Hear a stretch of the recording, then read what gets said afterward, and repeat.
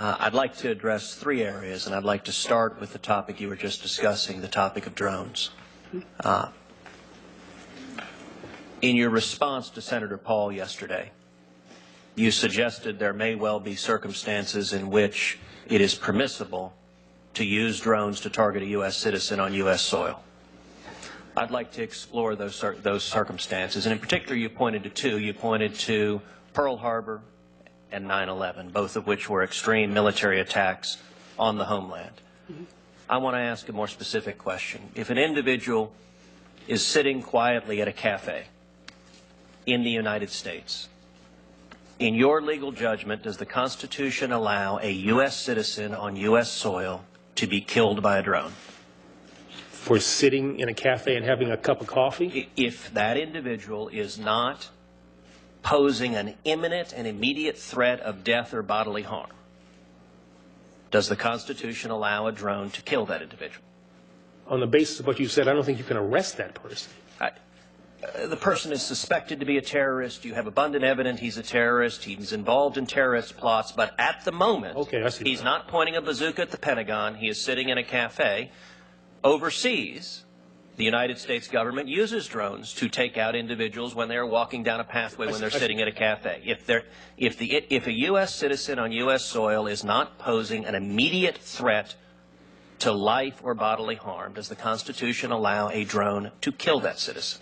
I would not think that that would be an appropriate use of any kind of lethal force. We would deal with that in the way that we typically deal with a situation like that. Would expect with respect, General Holder, my question wasn't about appropriateness or prosecutorial discretion. It was a simple legal question.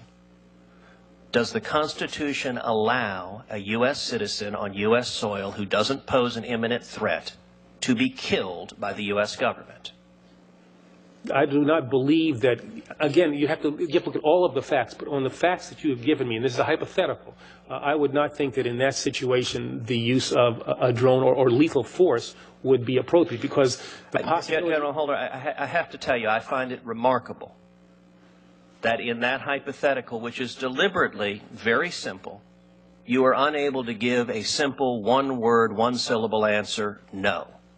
I think it is unequivocal that if the U.S. government were to use a drone to take the life of a U.S. citizen on U.S. soil and that individual did not pose an imminent threat, that would be a deprivation of life without due process. I have not been clear. I said that the use of lethal force, and I'm saying drones, guns, or whatever else would not be appropriate in that circumstance. You keep saying appropriate. My question isn't about propriety.